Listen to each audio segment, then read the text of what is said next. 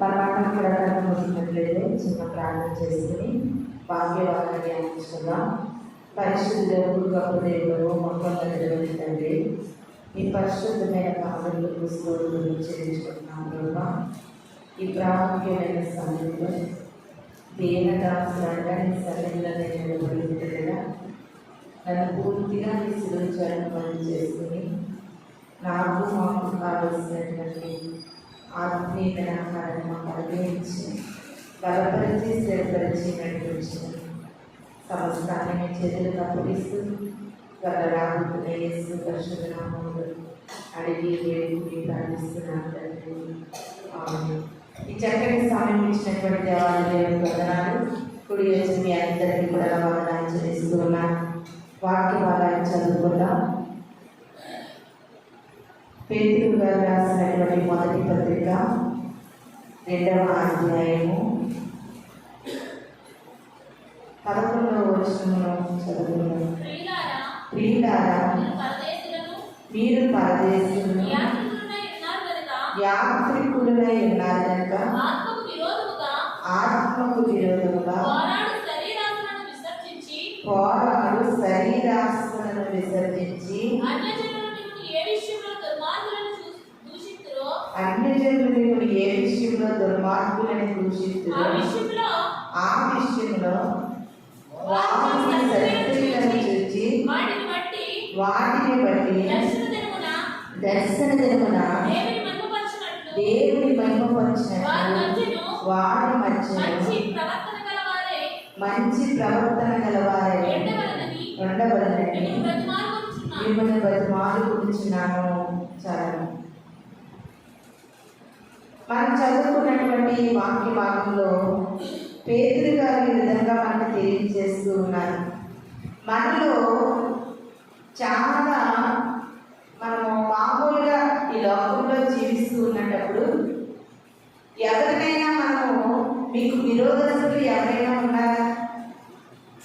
మీకు విరోధంగా ఉన్నవారు ఎవరైనా ఉన్నారంటే ఎవరో ఒకరు విరోధస్తులు ఉన్నారని ప్రతి ఒక్కరు కూడా చెప్తారు. ఉన్నారండి, వాళ్ళకి మేమంటే అస్సలు నచ్చము, అస్సలు ఇష్టపడదు, మాకు విరోధస్తులు ఉన్నారని చెప్తారు. అయితే ఈ లోకంలో జీవిస్తున్నటువంటి మనందరం అనుకుంటూ ఉంటాము, మనకు విరోధంగా ఉన్నవారు ఉన్నారు, వాళ్ళు మాకు విరోధంగా ఉంటారు, వీళ్ళు మాకు విరోధంగా ఉంటారు, మేమంటే మాకు అస్సలు పడదు, మాకు విరోధస్తులు ఉన్నారు. ఈ లోకంలో మేము జీవిస్తూ ఉంటుండగా ఈ లోకంలో మాకు ఎవరున్నారు? విరోధస్తులు ఉన్నారని మనం అనుకుంటాం.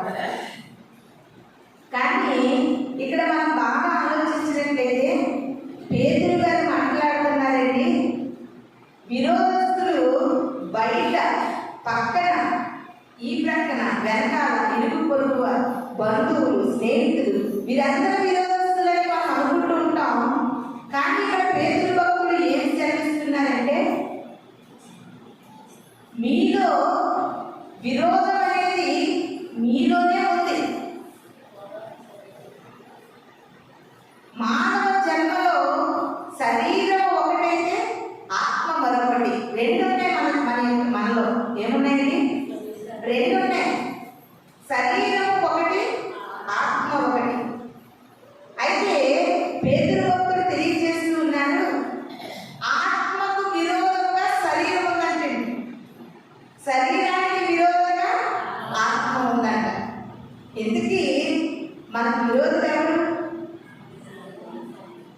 మన శరీరము మన ఆత్మకు విరోధంగా పనిచేస్తూ ఉంది. బాగా ఆలోచన చేస్తే మనకి ఎవరితోనైనా విరోధం ఉంటే వారితో నవ్వుతూ మనం మాట్లాడగలమా? వారితో కలిసి ఎక్కడికైనా వెళ్ళగలమా? వారితో కలిసి భోజనం చేయగలమా? ఎందుకంటే విరోధము అనేది మనలో ఉన్నప్పుడు వారిని చూడడానికి కూడా మన మనసు ఇష్టపడదు, వారితో మాట్లాడడానికి ఇష్టపడదు, వారితో కలిసి ఉండడానికి కూడా మన మనస్సు అంగీకరించదు. అయితే ఇక్కడ పేతురు భక్తులు అంటున్నారు, మరి మీ శరీరానికి విరోధంగా ఆత్మ ఉంది, ఆత్మకు విరోధంగా విరోధం అంటే ఏంటంటే ఒక మాటతో చెప్పాలంటే ఎడబాటు. దగ్గరగా ఉండలేము, విరోధంగా ఉంటే ప్రేమగా ఉండలేము, కలిసి ఉండలేము, ఇష్టంగా ఉండలేము.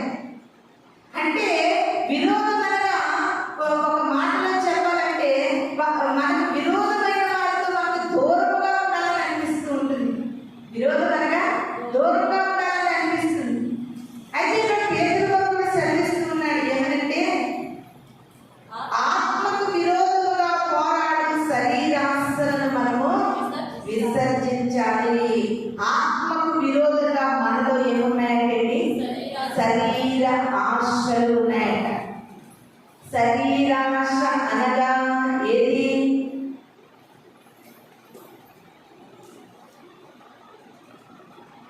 తెలీదా మనకు శరీరాశలు అనగా? శరీరానికి చాలా ఆశలు ఉన్నాయి. ఈ శరీరము తనకు నచ్చినవి కోరుకుంటూ ఉంటుంది. ఈ శరీరము తనకి ఇష్టం వచ్చినట్లుగా తన ఆశలను వెల్లడి చేస్తూ ఉంటుంది. శరీరాశలు. అయితే ఈ శరీరాశలను ఎలా ఉన్నాయంటే మనలో ఉన్నటువంటి ఆత్మకు విరోధంగా ఉన్నాయంటే శరీరాశలు. మనలో ఉండకూడనివి ఏంటంటే శరీరాశ, నేత్రాశ, జీవగుడ్డము. ఈ మూడు కూడా ఆత్మకు విరుద్ధమైనవి. ఈ మూడు కూడా ఆత్మకు విరోధమైనవి. ప్రియమైన దేవుని సంగమా, మరి ఈ దినాన్ని మనము శరీరాశలను దేనికి విరోధంగా కొనసాగిస్తున్నామంటే మనలో ఉన్నటువంటి ఆత్మకు విరోధముగా. అయితే వాక్యం ఏమైనా సెలవిస్తుందంటే, ప్రియుడా నీ ఆత్మ వర్ధిల్లే కొలది కూడా అన్ని విషయాల్లో కూడా వర్ధిల్లుతాం. ముందు ఏమి వర్ధిల్లాలి? ఆత్మ వర్ధిల్లాలి. ఆత్మ వర్ధిల్లిన కొలది మనం అన్ని విషయాల్లో వర్ధిల్లుతామంటే, మరి ఆత్మ వర్ధిల్లాలంటే ఆత్మ వర్ధిల్లకుండా మనలో శరీరము ఆత్మకు విరోధంగా ఉంది.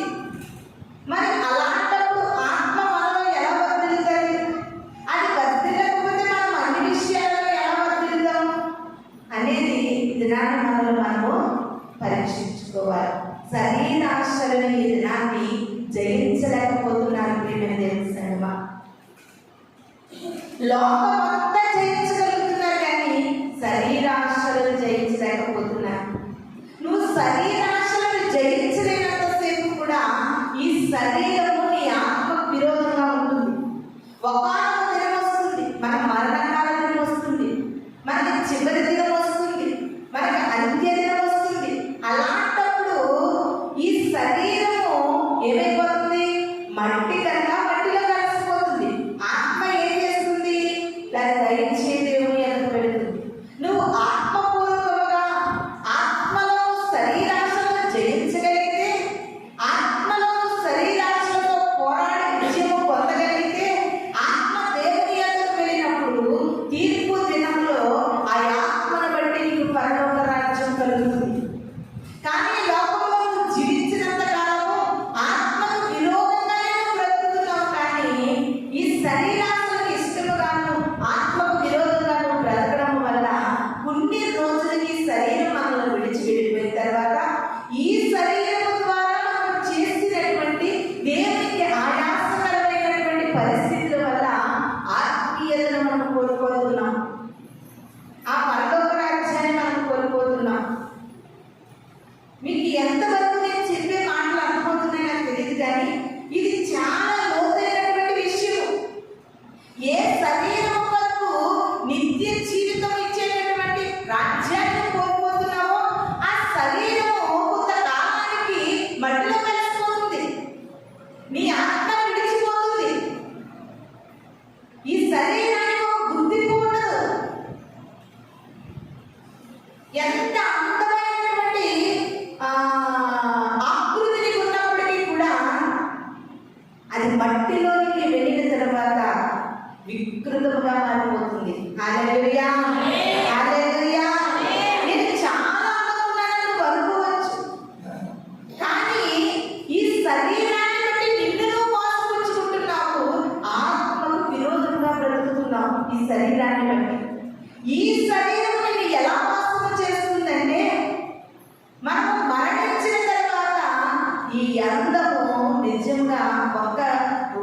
క్షణంలోకే వికృతంగా మారిపోతుంది.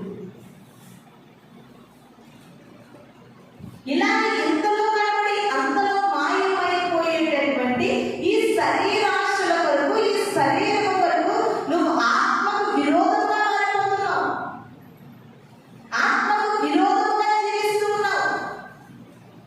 దీని వలన నువ్వు పరలోక రాజ్యాన్ని కోల్పోయి నరకానికి జారిపోతున్నావు. ప్రియమైన దేవుని సంగమా, ఎవరో మనకు విరోధమైన వారిని చూస్తే పట్టుకొడుతారు కదా, మనకు విరోధమైన వారు కనబడితే నీకు చాలా కోపం వస్తుంది కదా. మనకు విరోధమైన వారు కనబడితే అసలు వారి ముఖమే కూడా చూడాలనిపించదు కదా. మా ఇంటి దగ్గర ఆవిడ ఆవిడ ఏం చేసిందంటే, ఆవిడతో ఎవరైనా మాట్లాడలేదనుకోండి, నిజంగా మనకి నిజముగా ఒక దగ్గొచ్చో తుమ్మొచ్చో ఉమ్మొచ్చి అక్కడ తల వస్తుంటే నన్ను చూసే వెళ్ళారని, అంటే మనకు విరోధంగా ఉండడం వల్ల వారి మీద మనకి చాలా ఇష్టం లేనటువంటి భావాలు మనలో ఏర్పడుతూ ఉంటాయి. ఇది నాటి అవన్నీ పక్కన పెట్టు, ముందు నిన్ను నువ్వు ఆలోచన చేయి. నీ గురించి నువ్వు ఒకసారి ఆలోచన చేసుకో. నీ శరీరము ఆత్మకు విరోధంగా ఉందా, లేకపోతే నీ శరీరము ఆత్మ చెప్పినట్టుగా నడుచుకోగలుగుతుందా? ఈ రెండింటిని క్రైస్తవుడు అధ్యయనం చేయాలి. దేవుని సంగమా, మనలో మనం ఒక పరీక్ష చేసుకోవాలి, పరిశోధించుకోవాలి. ఎందుకంటే ఈ శరీరం కనుక ఆత్మకు విరోధముగా ప్రవర్తిస్తే నీకు వెంటనే ఫిక్స్ అయిపో, నీకు నరకమే దర్జము, నీకు పరలోక రాజ్యము లేదు. ఈ శరీరాశలను నువ్వు గెలవాలి. ఆత్మకు విరోధమైనటువంటి శరీరాన్ని ఆత్మకు ఇష్టపూర్వకంగా నువ్వు మలుచుకోవాలి. అందుకనే ఆదికాండంలో ఒక యవనస్తుడు మనకు కనబడుతూ ఉన్నారు. ఆదికాండము 39వ అధ్యాయం 9వ వచనం. ఆదికాండము 39వ అధ్యాయం 9వ వచనం. నీవు అతని భార్యమైనందున నిన్ను తప్ప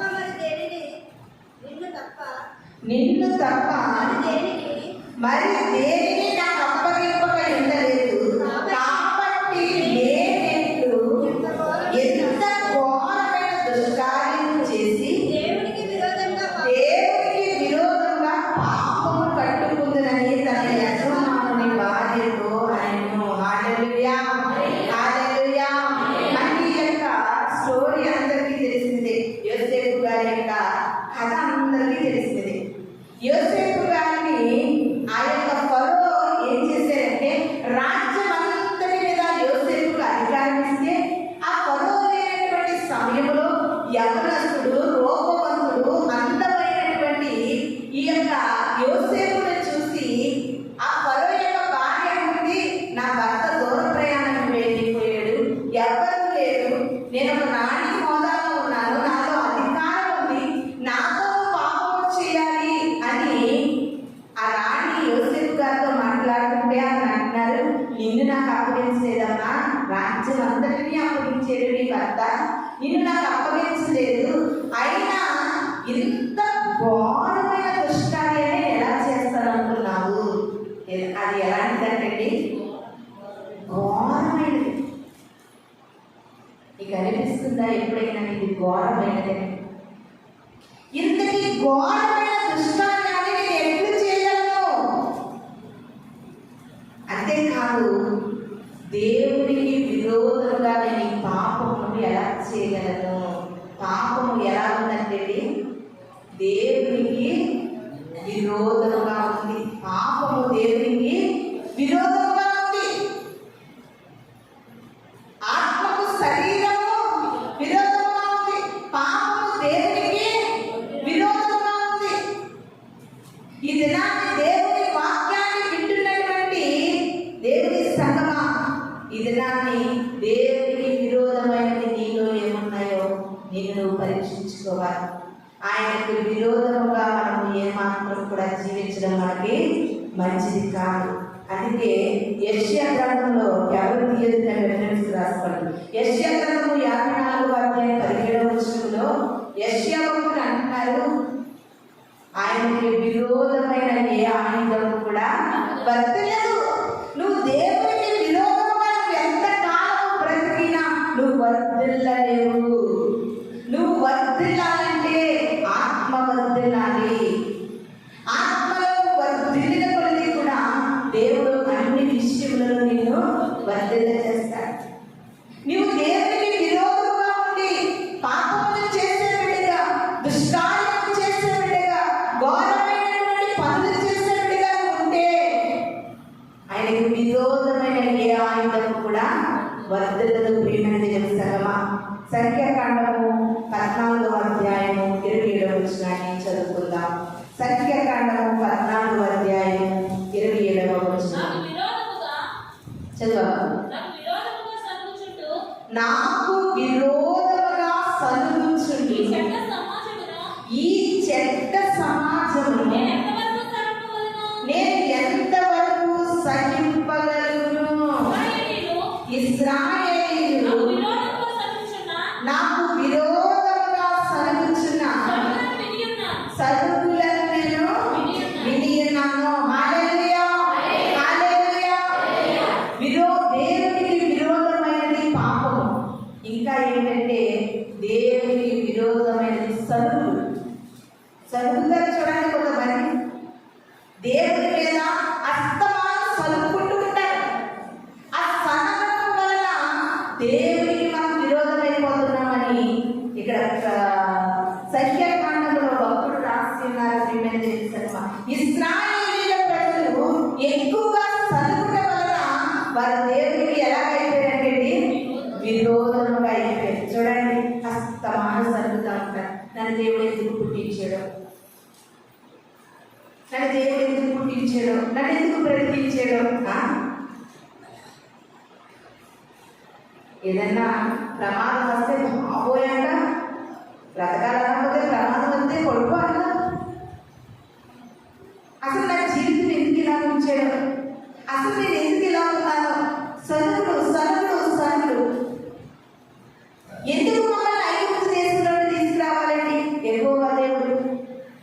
ఎందుకు ఈ అరణ్యంలో మమ్మల్ని నడిపించాలి? సరుగుతున్నారండి ప్రభు మీద.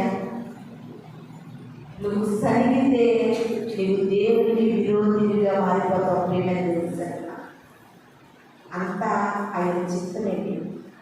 ఆయన మనిషిని పుట్టించాడంటే ఆయన చిత్తం ఏదో ఉంది, ఆయన ప్రణాళిక ఏదో ఉంది. ఎందుకు నన్ను పుట్టించాడనే మాట నాకు తెలిసినంత వరకు భూమి మీద ప్రతి ఒక్కరు మాట్లాడే మాట. ఎప్పుడో నాకు చావు వచ్చింది అప్పుడైనా చెప్పేసాడు కాదు. తప్పు తప్పు. దేవుని సగమా, దేవుని ఎడలను సాగకూడదు. సనువులను సంశయములను మనం మాడివేయాలి. యోగు భక్తుడికి ఎన్ని శ్రమలు ఎదురైనా, ఆరోగ్యం క్షీణించిన, పరిస్థితులు తలకిందులైపోయినా, కన్న బిడ్డలు కళ్ళ ముందే శిథిలమైపోతున్నా, యోగు మాత్రము దేవుని పట్ల ఒక మాట కూడా సనగలేదు. కనుక దేవుడికి విరోధిగా మారలేదు, ఇష్టముగా మారాడు. యోగు వంటి భక్తుడిని భూమి మీద నేను ఎక్కడ చూడలేదన్నాడే వీళ్ళు. ఇది నన్ను మాటి మాటికి ఎందుకు సరుకుంటున్నావు? బిడ్డల కోసము నా జీవితాన్ని ఎందుకు వీళ్ళని సరుకుతున్నావు? ఎందుకు ఈ భర్తాన్ని సరుకుతున్నావు? ఎందుకు ఈ కుటుంబాన్ని సరుకుతున్నావు? ఎందుకు ఈ జీవితం అని సరుకుతున్నావు? ఎందుకు నేను అని నిన్ను బట్టి కూడా నిందించుకుని సరుకుంటున్నావేమో. ఈ దినం నుండి నువ్వు సరిగితే నువ్వు దేవుడికి విరోధిగా మారిపోతావు. ఒకటి పాపము చేయడం వల్ల విరోధం అయిపోతున్నాం, రెండవది సన్నుకుంటే వలన కూడా విరోధం అయిపోతున్నాం. మరి ఎంత సరిగారు? ఒక్క గంట భోజనం లేకపోతే సరిపుకుంటున్నారు, ఒక గంట నీళ్లు లేకపోతే సరిపుకుంటున్నారు. జీవితంలో మొత్తం అన్ని మనుషులకే వస్తాయి. రోగాలు మనుషులకు వస్తాయి, శ్రమలకు మనుషులు వస్తాయి, బాధలు మనుషులకు వస్తాయి. నువ్వు వేసుకున్న చెట్లకి చేపలకి రావు బాధలు కష్టాలు. యేసయ్య గారు అంటున్నారు, ఎన్ని శ్రమలు వచ్చినా, ఎన్ని పరిస్థితులు ఎదురైనా శ్రమలలో కూడా సహనం నేర్చుకోవాలి. ప్రియమైన ఇది నాన్ని గొప్ప మాట ఏంటో తెలుసా? నువ్వు సన్నిహితే దేవునికి విరోధివి. ఏదో పాపం వరకు పాపం నువ్వు సరుకుంటేనే దేవునికి విరోధం. ఎందుకంటే శారమ్మ గారు అనుకున్నారంట, అమ్మా నీకు గర్భము ధరిస్తామని దేవదూతలు వచ్చి చెప్తే శారమ్మ గారు పక్కకు పోయి నవ్వుకుంటూ అనుకుందంట, ఈ ముసలదానికి పిల్లలు పడతారా అనుకుందంట. సన్నిపుకుంటుంటే దేవుడు ఆలోచించి శారమ్మ వల్ల సనగకూడదు. ప్రియమైన క్రైస్తవుడు ఒక నిరీక్షణతో బ్రతకాలి. సనుగులు సంశయములను కూడా మనం మానుకోవాలండి. యెహోషువ గ్రంథము 7వ అధ్యాయము 20వ వచనము. యెహోషువ గ్రంథము 7వ అధ్యాయము 20వ వచనము. ఆకాను యెహోషువతో ఇశ్రాయేలీయుల దేవుడైన యెహోవాకు విరోధముగా పాపము చేసినది నిజము. దోపుడు సొమ్ములో ఒక మంచి సేనాని పై వస్త్రమును 200 తులముల వెండిని 50 తులముల ఎత్తుగల ఒక బంగారు కమ్మిని నేను చూసి వాటిని ఆశించి తీసుకున్నాను. అదిగో నా డేరా మధ్య అవి భూమిలో దాచబడి ఉన్నవి. ఆ వెండి దాని క్రింద ఉన్నది. ఉత్తరమిచ్చి తాను చేసిన దాన్ని ఒప్పుకునేను. హల్లెలూయా, హల్లెలూయా. మీకు ఈ దినానికి ఒక మంచి ప్రాముఖ్యమైన మాట ఏంటో తెలుసా? పరిశుద్ధ గ్రంథంలో నుండి దేవాది దేవుడు మీతో ఏదైతే మాట్లాడుతున్నారో వాక్యం ఆలపిస్తూ ఉన్న నీవు వాటిని ఒప్పుకుని విడిచిపెట్టాలి. చాలా మంది ఏం చేస్తారంటే ఎప్పుడో చివరి కాలాన్ని ఒప్పుకుంటారు, ప్రాణం పోయేటప్పుడు ఒప్పుకుంటారు, ఇంకా ఒప్పుకుందాంలే అంటూ నిర్లక్ష్యంగా ఉంటారు. అలాంటి ఒప్పుకోలు వల్ల కూడా మనకి చాలా ప్రమాదం ఉంది. ప్రియమైన దేవుని సంగమా, యెహోషువ రాజుగా పరిపాలిస్తున్నటువంటి కాలంలో యెహోషువ గారు ఎక్కడికైనా యుద్ధంలో విజయం పొందుతూ ఉంటే దేవాది దేవుడు సన్నిధిలో ప్రార్థించినప్పుడు వెళ్ళండి అని దేవుడు చెప్పడం, మీరు వెళుతుండగా అపజయం కలగడం. ఏంటి ప్రభువా ఇదంతా అంటే మీ గుంపులో ఉన్నటువంటి మీలో ఉన్నటువంటి ఆకాను అనే ఒక వ్యక్తి ఉన్నాడయ్యా. ఆ ఆకాను సభితమైనటువంటి బంగారపు కమ్మిని, వెండిని, మంచి వస్త్రాలను తెచ్చాడు. దాని కారణం చేత మీరు విజయాన్ని పొందుకోలేకపోతున్నారు. ముందు ఆకాను దగ్గరికి వెళ్ళండి అని ప్రభు తెలియజేశాడు. అప్పుడు అందరూ వెళ్ళి యెహోవా దేవుడు చెప్పినట్లుగా నువ్వు ఇవన్నీ తెచ్చేవాడు కదంటే అప్పుడు ఒప్పుకుంటున్నాడు. అలా ఒప్పుకుంటే దేవుడికి ఇష్టం కాదు. బాగా గమనించండి, అలా ఒప్పుకోకూడదు. అలా ఒప్పుకున్నా కానీ ఆకాను వంశం అంతా రాళ్ళతో కట్టబడి చెప్పబడింది. ఎప్పుడు ఒప్పుకోవాలంటే దేవుడు నీతో మాట్లాడుతున్నప్పుడు ఒప్పుకోవాలి. ఎప్పుడు విడిచిపెట్టాలంటే దేవుడు నీతో మాట్లాడుతున్నప్పుడు విడిచిపెట్టాలి.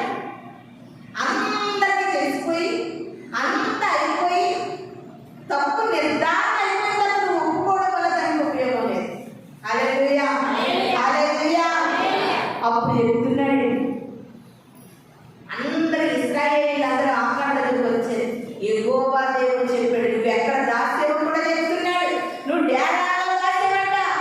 అంటే ఇంకా బొంకడానికి అవకాశం లేని సమయంలోనూ పాపాన్ని ఒప్పుకోవడం వల్ల ఉపయోగం లేదు.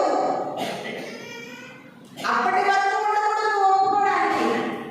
ముందుగానే నీ పాపాన్ని నువ్వు ఒప్పుకుని పశ్చాత్తాపడి విడిచిపెట్టగలిగితే దేవుని కనికరాన్ని పొందుకుంటావు. హల్లెలూయా, హల్లెలూయా.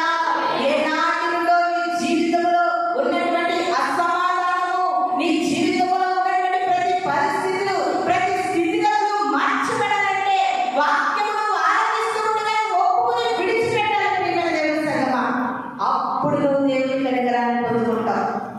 ఆకాను అలాగా ఒప్పుకోలేదు. అందరికీ తెలిసిపోయింది కదా అని ఒప్పుకుంటున్నాడు.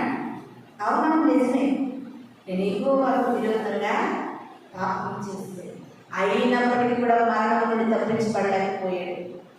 నువ్వు అనుకోవచ్చు, ఒప్పుకున్నాడు కదండి, ఎందుకు మళ్ళీ రాళ్ళు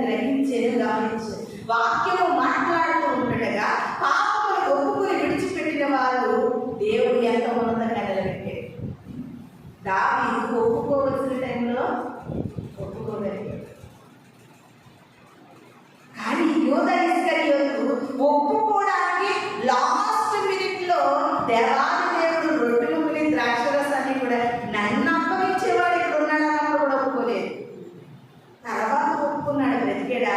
తర్వాత ఒప్పుకున్నాడు, రక్షించబడ్డాడా? తర్వాత ఒప్పుకున్నాడు, పరలోకం వెళ్ళాడా?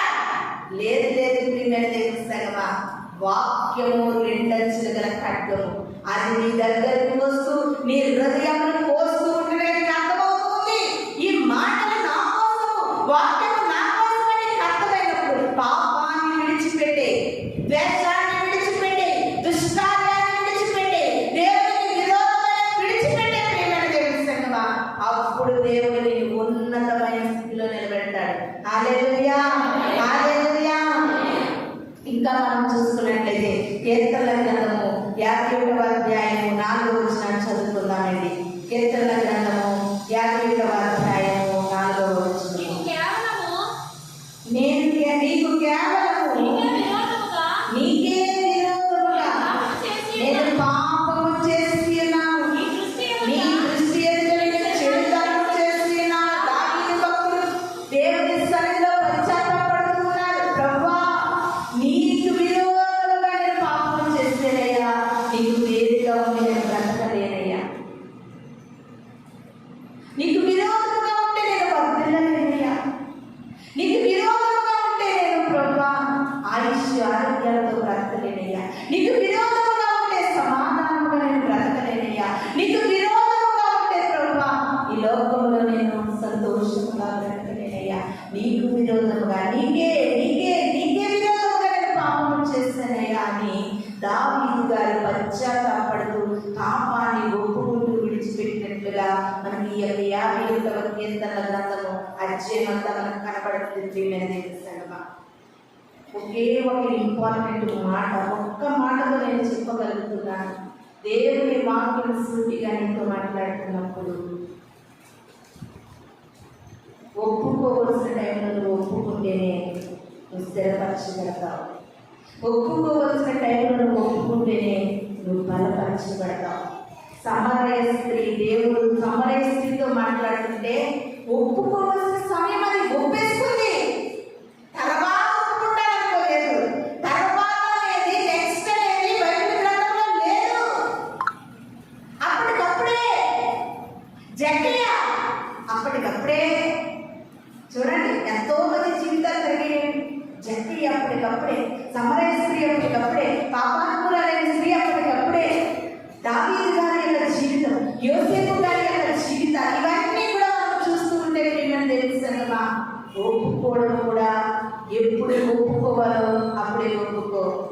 సమయం అంతా అయిపోయిన తర్వాత ఒప్పుకోకు, పళ్ళని ఊడిపోయే ఒప్పుకోకు, ముస్లిం చేసే ఒప్పుకోకు, అన్నం చెల్లిపోయే ఒప్పుకోకు, అన్ని బాగుండగా దేవుని సన్నిధిలో ప్రతిదీ ఒప్పుకో. ప్రియమైన దేవుని సంగమా, నువ్వు ఒప్పుకున్నట్లయితే దేవుడు నీకు ఉన్నతమైన అందరాన్ని ఎక్కించబోతున్నాడు. హల్లెలూయా, హల్లెలూయా. మత్తయి సువార్త 12వ అధ్యాయము 32వ వచనము. మత్తయి సువార్త 12వ అధ్యాయము 32వ వచనము.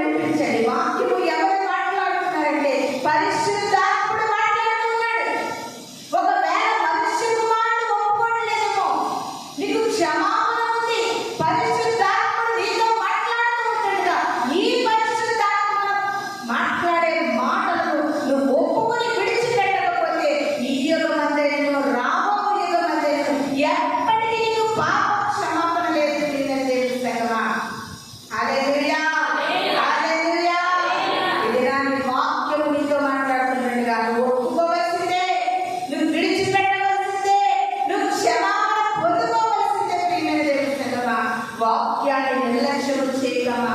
వాక్యాన్ని అశ్రద్ధగా ఉండదు. వాక్యము పట్ల నువ్వు నిష్ప్రయోజనంగా ఉండకూడదు. ఈ దినాన్ని పరిశుద్ధాత్ముడు మనుషులతో ఎందుకు మాట్లాడతాడంటే మన గుణాలను గుణపరిచి ఆయన రాజ్యాన్ని సిద్ధపరచడానికి పరిశుద్ధాత్ముడిగా పనిచేస్తూ ఉన్నాడు. పరిశుద్ధాత్ముడిగా పనిచేస్తూ నీతో మాట్లాడుతూ ఉంటుండగా ఎందుకు ఈ మాటలను నువ్వు ధిక్కరిస్తూ ఉన్నావు? ఎందుకంటే విరోధంగా ఇంకా మారిపోతూ ఉన్నావు. ఇది నాటి ప్రభు వాక్యం మనల్ని బలపరుస్తూ ఉంది. ఆత్మ చెడు మాటలు చెవిగలవాడు వినుగాక. హల్లెలూయా, హల్లెలూయా. అపోస్తలుల కార్యములు 29వ అధ్యాయం 26వ అధ్యాయం 9వ వచనం చదువుకుందాం. అపోస్తలుల కార్యములు 26వ అధ్యాయం 9వ వచనం. నజరేయుడైన యేసు నామమునకు విరోధముగా అనేక కార్యములు చేయవలెనని నేను అనుకుంటుని. యెరూషలేములో నేను అలాగ చేశాను. నేను ప్రధాన యాజకులను అధికారులను కొట్టి పరిశుద్ధులను అనేకులను చెరసాలలో వేసి వారు చెప్పినప్పుడు సమ్మతించింది. హల్లెలూయా, హల్లెలూయా. అపోస్తలుడైన పౌలు గారంటే ఆ యొక్క అగ్రిప్ప రాజు దగ్గర తన యొక్క ప్రతి పాపముల నిమిత్తమై మాట్లాడుకుంటున్నారంట. ఇప్పుడు ఇలా కనబడుతున్నాను. నేను వాక్యాన్ని బోధించడం వల్ల మీకు అందరికీ మంచిగా కనబడుతున్నాను. నేను దేవుని సువార్త ప్రకటిస్తుంటే నేను మంచివాడని మీరు అనుకుంటున్నారు. నేను ఒకప్పుడు చాలా దుర్మార్గుడను, హింసకుడను, దూషకుడను, అనేక క్రైస్తవులను చంపిన వాడనయ్యా. అటువంటి నన్ను దేవుడు ఇంటి స్థితిలో ఉంచాడని తన పాపముల నిమిత్తమై ఆ రాజుకు చెబుతూ ఉన్నారు. అపోస్తలుడైనటువంటి పౌలు గారు చేస్తారమ్మా. నీవు కూడా సువార్త ప్రకటించడానికి ఎవరిని సువార్త ప్రకటిస్తున్నా సరే ముందుగా నీ జీవితము, నీ టెస్టిమనీ, నీ యొక్క చరిత్ర ఒకసారి చెప్పాలి. ఒకప్పుడు నేను హింసకుడను, ఒకప్పుడు దూషకుడను, ఒకప్పుడు దేవునికి ఎదుట పాపము చేస్తూ విరోధంగా బ్రతికాను, ఒకప్పుడు దుష్కార్యములు చేశాను, ఒకప్పుడు ఘోరమైన పనులు చేశాను అని నువ్వు సువార్త ప్రకటించు. అనేకమైన ఆత్మలు రక్షించబడతాయి. హల్లెలూయా, హల్లెలూయా.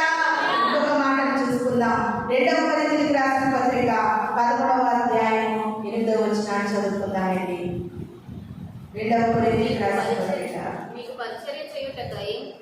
పరిచర్య చేయుటకై మేము సత్యమునకు విరోధముగా ఏమీ చేయనేరము గాని సత్యము నిమిత్తమై సమస్తము చేయుచున్నాము. హల్లెలూయా, హల్లెలూయా.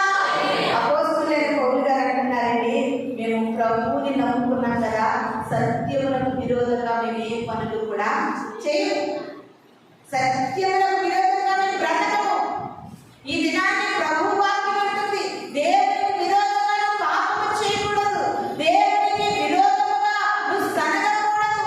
ఈ దినాన్ని సత్యమునకు విరోధంగా నువ్వు బ్రతకకూడదు. సత్యమనగా యేసుక్రీస్తు ప్రభువారు నేనే మార్గము, సత్యము, జీవం. సత్యమునకు విరోధంగా ఉండకూడదంటే మేము సత్యానికి విరోధంగా ఉంటే దేవునికి విరోధముగా ఉన్నట్టే. చాలా మంది అనుకుంటున్నారు సత్యములకు విరోధముగా బ్రతుకుతున్నారు. సత్యం అంటే దేవుడే. సత్యములకు విరోధమైనది, సత్యములకు ఆపోజిట్ ఏంటి? అసత్యం, అబద్ధము. దినాన్ని ఎంతమంది సత్యానికి విరోధులుగా మారిపోతున్నారు. ప్రియమైన దేవుని సంగమా, వాక్యము మనతో మాట్లాడుతూ ఉంటాడుగా ప్రతి గ్రూపులను నలుపుతూ ఉంది, ప్రతి అడ్డంకులను రెండంచులు గల ఖడ్గము నలుపుతూ ఉంది.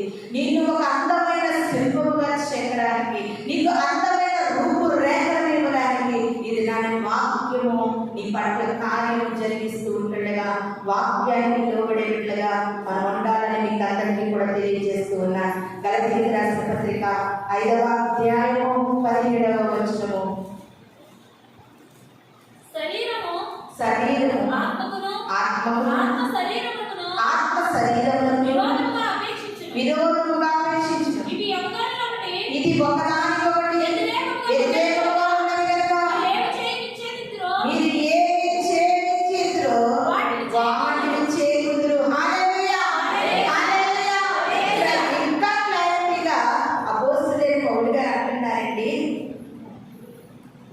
ఆత్మ శరీరములకు శరీరం ఆత్మకు విరోధంగా ఉండడం అంటే మనం ఏమి చెయ్యాలని అనుకుంటున్నామో, ఏమి చెయ్యాలని మనము ఆలోచిస్తున్నామో ప్రియమైన దేవుని సంగమా చేయలేకపోతున్నామంట. హల్లెలూయా హల్లెలూయా. ఏమనుకుంటాం? అందరి వల్ల నేను పాటలు పాడద్దా అనుకుంటాం. కానీ నీ శరీరం ఆత్మకు విరోధంగా ఉండడం అనుకోవడం మాత్రంలో మిగిలిపోతున్నావు, నువ్వు చేయలేకపోతున్నావు. సువార్త చేయాలని అనుకుంటావు, చేయలేకపోతున్నావు. ప్రార్థన చేయాలి నీ గంటలు అనుకుంటావు, చేయలేకపోతున్నావు. బైబిల్ చదవాలి నీ గంటలు అనుకుంటావు, చదవలేకపోతున్నావు. ఈ దేవుని యొక్క కార్యక్రమాలన్నీ కూడా ఒకటిగా చేయకపోవడానికి గల కారణం ఏంటో తెలుసా? ఏదో శరీర క్రియలు నీ ఆత్మను అడ్డగిస్తున్నాయి. ఏవో శరీర క్రియలు, అది ఒక టీవీ కావచ్చు, ఒక మొబైల్ కావచ్చు, పాపం కావచ్చు, సలుగుడు కావచ్చు, అసత్యము కావచ్చు, అబద్ధము కావచ్చు, మోసం కావచ్చు, ఏదైనా కావచ్చు. నువ్వు కూడా దేవుని కొరకు బ్రతకాలని మందిరంలో వాక్యం ఆలపిస్తూ ఉంటాడు కానీ తపన పడుతున్నావు, ఆలోచిస్తూ ఉన్నావు. కానీ నువ్వు ఆత్మీయమైన కార్యాలను చేసుకోవడానికి గల కారణం ఏంటో తెలుసా? శరీరం ఆత్మకు విరోధముగా నడుస్తుంది ప్రియమైన దేవుని సంగమా. హల్లెలూయా హల్లెలూయా. శరీరము ఆత్మకు విరోధముగా ఉంది, వ్యతిరేకంగా ఉంది. ఈ వ్యతిరేకతలో దేవుని కొరకు చేయాలనుకున్నటువంటి కార్యాలు కూడా నువ్వు చేయలేకపోతున్నావు. కాబట్టి ఇది నాన్ని నువ్వు శరీర క్రియలను విడిచిపెట్టాలి. ఆత్మకు విరోధమైనవన్నీ కూడా నువ్వు తప్పించు. ఆత్మకు విరోధమైనవి నీలోకి తీసివేయి. ఆత్మకు విరోధమైన బూతులు తీసివేయి, సంసోక్తులు తీసివేయి, వెటకారాలు తీసివేయి. ఏది దేవునికి ఇష్టంగా నీలో కనబడుతుందో ప్రతిదీ కూడా నువ్వు తొలగించుకోవాలి ప్రియమైన దేవుని సంగమా. ఆత్మకు విరోధంగా నువ్వు నిలబడ్డావా? ఎందుకు పనికి రాకుండా పోతావు? సౌలు జీవితం మనకు కనబడతా ఉంది. దేవాది దేవుని విరోధిగా మారిపోయాడు. వ్యతిరేక పాపం కలిగి కర్ణ పిశాచుల దగ్గరికి వెళ్ళిపోయాడు. తన జీవితం కొలాప్స్ అయింది. ఇది నా ప్రభువుకు విరోధంగా ఉంది. మనమేమి బ్రతికే ఛాన్సెస్ లేవు. ఎందుకంటే సమస్తము ఆయన్ని మనలను నిర్మించినది ఆయన. మనలో ఉన్న ఊపిరి కూడా ఆయన తెలుసాను. దేవుని ఆత్మకు విరోధమైనవన్నీ కూడా మనం తొలగించుకోవాలని వాక్యము మనకి సెలవిస్తుంది. 2వ తిమోతికి రాసిన పత్రిక 2వ అధ్యాయం 11వ వచనం చదువుకుందామండి. 2వ తిమోతికి రాసిన పత్రిక 2వ అధ్యాయం. మనము నమ్మదగని వారమైన ఆయన నమ్మదగిన వాడు, ఆయన తన స్వభావములకు విరోధముగా ఏది చేయలేడు. హల్లెలూయా హల్లెలూయా. ఎంత గొప్ప మాట చూడండి.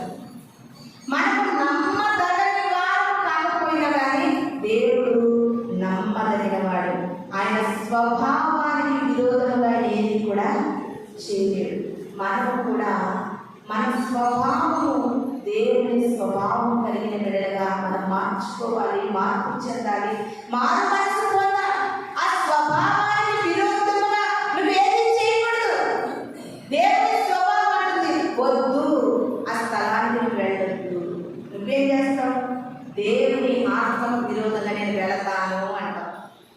చెయ్యొద్దు అంటుంది ఆత్మ, నేను చేస్తాను అంటది.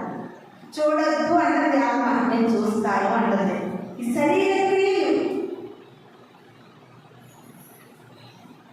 ఈ 3 నాళ్ళ వచ్చుల కోసము మట్టిలో కలిసిపోయే శరీరం మాట వినగలుగుతున్నావు కానీ నిత్యము జీవింపచేయు ఆత్మ మాట నువ్వు వినలేకపోతున్నావు. దీని వలన నువ్వు ఏది నష్టపోతున్నావు నీకు అర్థం కావట్లేదా? ఎంత విలువైనది కోల్పోతున్నావు నీకు అర్థం కావట్లేదా?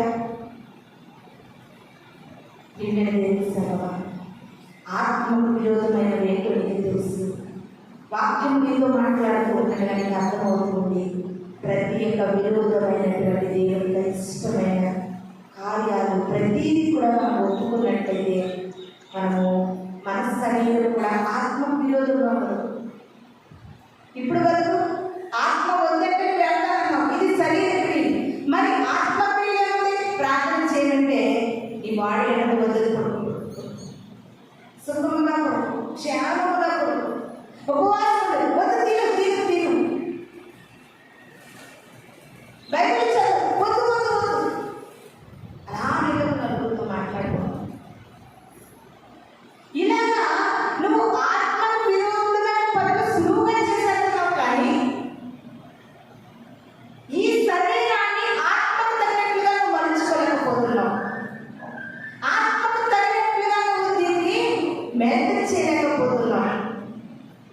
ఒక్కొక్క మనుషులు ఉన్నారు, మనం ఎంత స్ట్రాంగ్గా స్టిల్గా ఉండాలనుకుని స్థిరంగా ఉండాలనుకున్నా సరే ఒక్కొక్క వ్యక్తులు ఏం చేస్తారంటే మనం ఎలాగైనా మెంట చేసేస్తారు.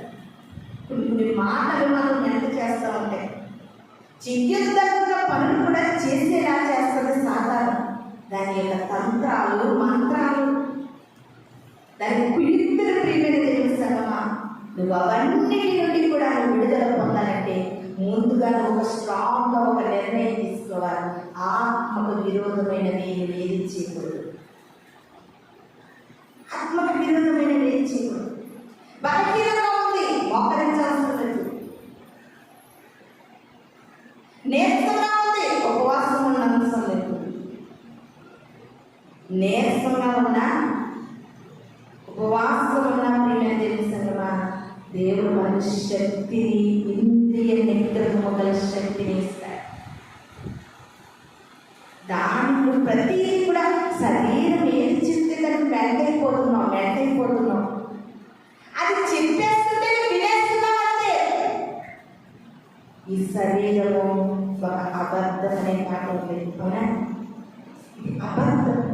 సత్యాన్ని పక్కన పెడేస్తున్నావు, అబద్ధాన్ని అనుసరిస్తున్నావు. నిజాన్ని పక్కన పెడేస్తున్నావు, అబద్ధాన్ని అనుసరిస్తున్నావు. ఇది నా నీ పరిశుద్ధాత్ముడు నీతో మాట్లాడుతూ ఉంటాడు. నువ్వు దేవునికి విరోధంగా ఏది చేస్తున్నావో నువ్వు అవి విడిచిపెట్టాలని ప్రియమైన దేవుని సంగమా. లాస్ట్ ఒక మాట చూసుకుని మనం నేర్చుకుందాం. యాకోబు పత్రిక 3వ అధ్యాయము 14వ వచనము. యాకోబు పత్రిక 3వ అధ్యాయము 14వ వచనం.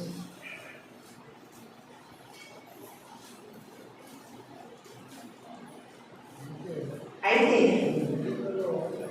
మీ హృదయంలో సహింపగలవి కానీ మత్సరము వివాహము ఉంచుకునే వారైతే అతిశయపడవద్దు.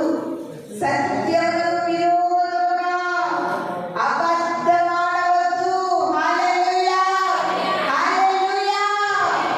నిజంగా మన టైం లేదు, కానీ ఈ వచనంలో చాలా ఆత్మీయమైన అర్థాలు దాగి ఉన్నాయి.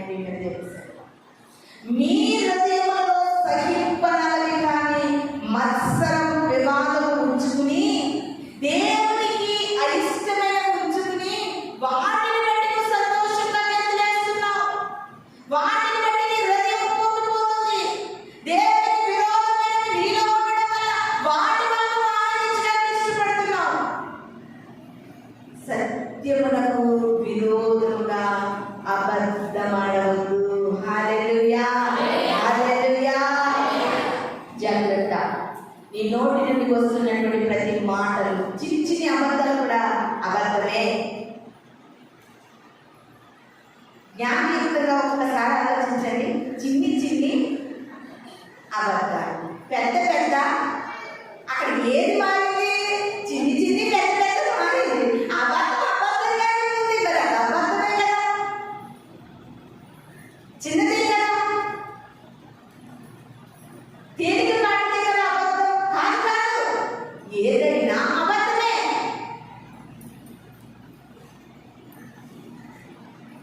ఇది నా ప్రభు వాక్కు మనకు తెలియజేస్తుంది. సత్యములకు విరోధంగా అబద్ధమాడవద్దు.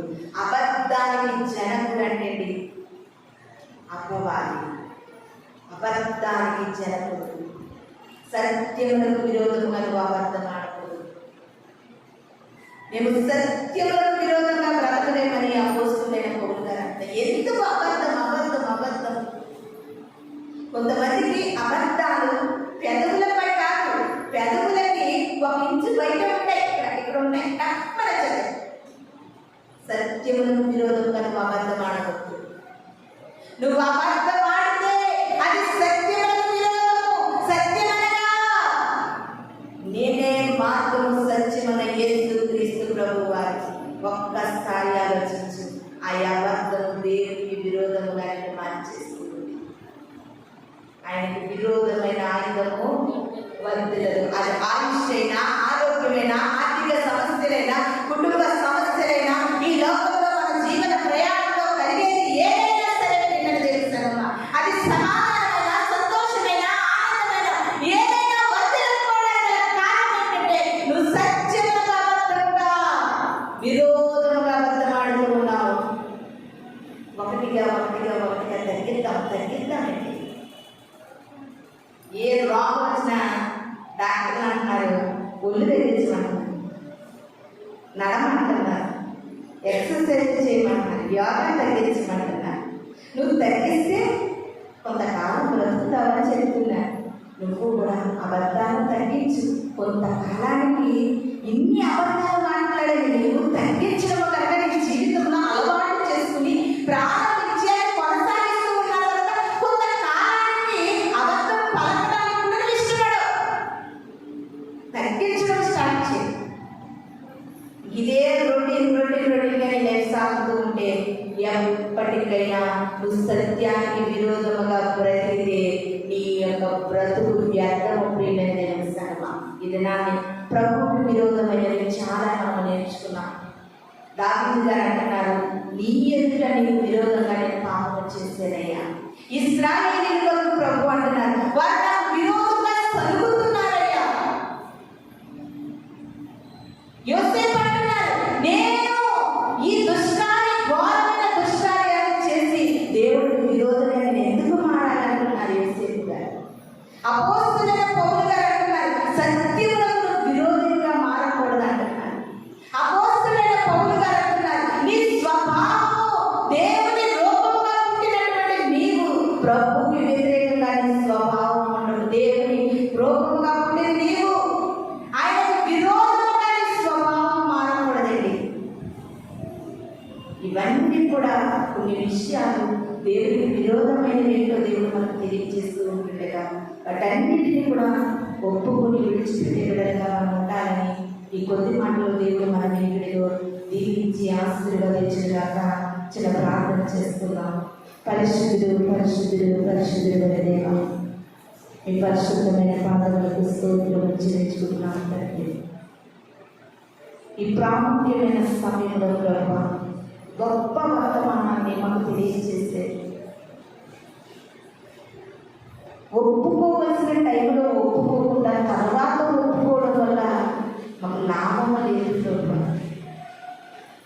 విన్న వాక్యము ఏ బిడ్డల హృదయాల్లో ఆ వాక్యము కార్యముగా వారితో దర్శిస్తూ మాట్లాడుతూ వారందరూ కూడా తగిన కాలంలో ఒప్పుకుని విడిచిపెట్టి నీ కనికరాన్ని పొందుకునే భాగ్యాన్ని దయచేయమని ఈ వాక్యము ప్రతి హృదయాలలో నూరంతలుగా ప్రతిఫలించేయమని వాళ్ళు రాబోతున్న యేసు పరిశుద్ధ నామములో అడిగి వేడుకుని ప్రార్థిస్తున్నాము తండ్రి. ఆమేన్. మీ అందరికీ నా వందనాలు. మనమందరం కూడా